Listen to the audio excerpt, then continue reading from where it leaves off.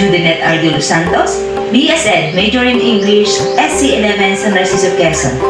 Today, I will presenting my campaign infographic for Activity 7 entitled Voices of Indigenous Communities, Protect Culture, Protect Nature, Protect the Future.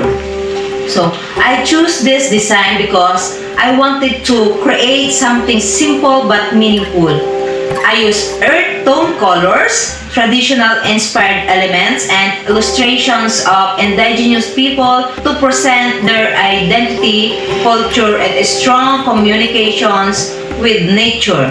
My goal is to remind everyone that indigenous communities are important part of the country, history, and deserve our respect and support. So, as you can see at the top of my infographic, slogan is protect culture, protect nature, and protect the future. So, I choose this because I believe these three are connected. When we protect indigenous culture, we also help protect the environment. And by doing that, we are helping build a better future for the next generations. So the first section of my infographic is who are indigenous people.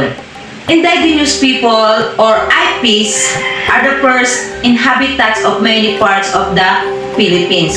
So they have their own unique language, traditions, belief, and knowledge that have been preserved for generations. They are also known as the protectors of nature because they are value and take care of the environment through sustainable practices. Their culture is unique and it plays a very important role in the preserving our country rich heritage. The next section is why should we care? So we should care because indigenous knowledge promotes sustainable farming and fishing, so which protect our natural resources. So they also contribute to our cultural diversity, making the Philippines richer in traditions and history. Sadly, many indigenous communities still experiences discriminations, poverty, and the loss of their ancestral lands. Some also have a limited access to education, healthcare, and other basic services. So that's why it's important that we continue protecting not only their culture but also their rights. So the next is how can you help? Helping doesn't always require big actions. As a student and responsible citizens, we can start learning more about indigenous cultures and respecting their costumes and traditions.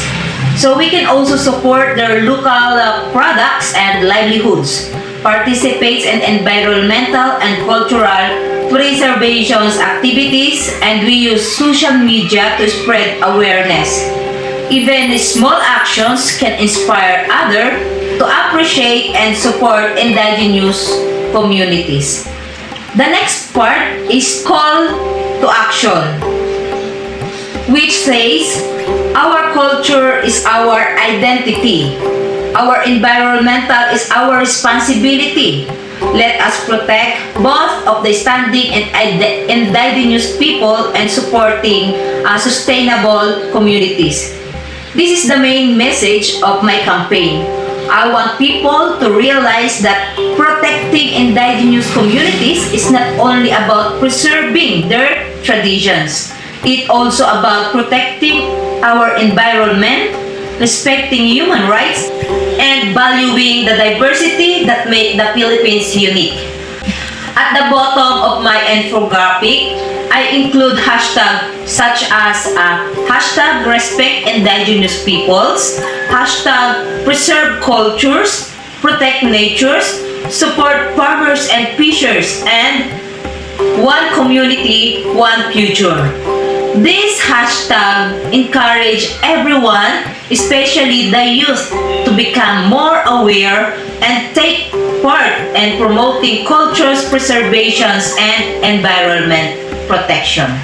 Overall, I hope my campaign encourage everyone to appreciate the contributions of indigenous people and recognize the importance in protecting the rights, culture, and the way of life. Every culture deserves respect, every community deserves to be heard, and every one of us has a role in creating a more inclusive and sustainable future.